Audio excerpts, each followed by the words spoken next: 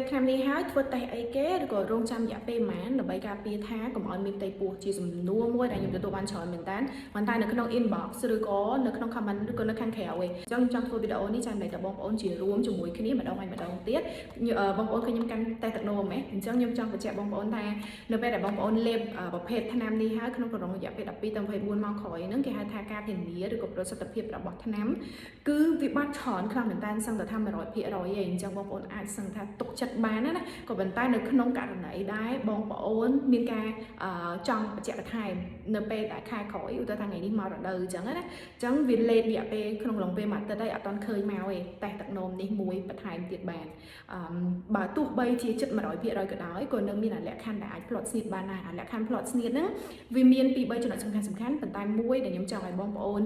ដឹងដែរហ្នឹងគឺពាក់ព័ន្ធជាមួយនឹងទម្ងន់ BMI របស់មនុស្សស្រីកាលណា BMI យើងកាន់តែខ្ពស់លើ25ជាលក្ខខណ្ឌស្តង់ដារហ្នឹងធ្វើឲ្យប្រសិទ្ធភាពរបស់ថ្នាំនេះក៏មានលក្ខខណ្ឌថយចុះជាងអ្នកដែលមានស្ត្រីដែលមាន BMI ធម្មតាដែរអញ្ចឹងគឺជាលក្ខខណ្ឌមួយដែលធ្វើឲ្យថយឥទ្ធិពលនឹងក៏ប៉ុន្តែលក្ខខណ្ឌផ្សេងទៀតដែលជាឥទ្ធិពលខ្លាំងហ្នឹងខ្ញុំនឹងបញ្ជាក់នឹងបញ្យល់បងប្អូននៅពេលក្រោយទៀតអ្វីដែលសំខាន់បើចង់ឲ្យក្នុងករណីក៏ដែរចង់បានចិត្ត 100% ហ្នឹង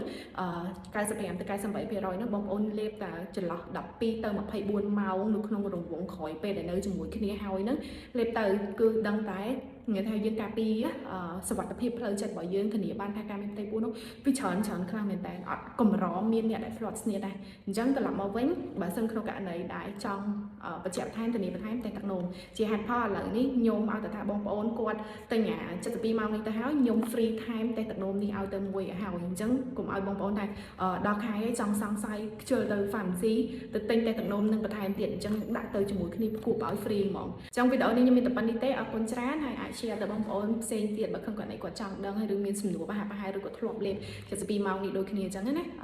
មានជាចម្ងល់អីផ្សេងអាច comment ជាមួយគ្នាបានពីព្រោះ comment សំណួររបស់បងប្អូនគឺជាសំណួរដែរអ្នកផ្សេងទៀតក៏គាត់ចង់ដឹងដែរ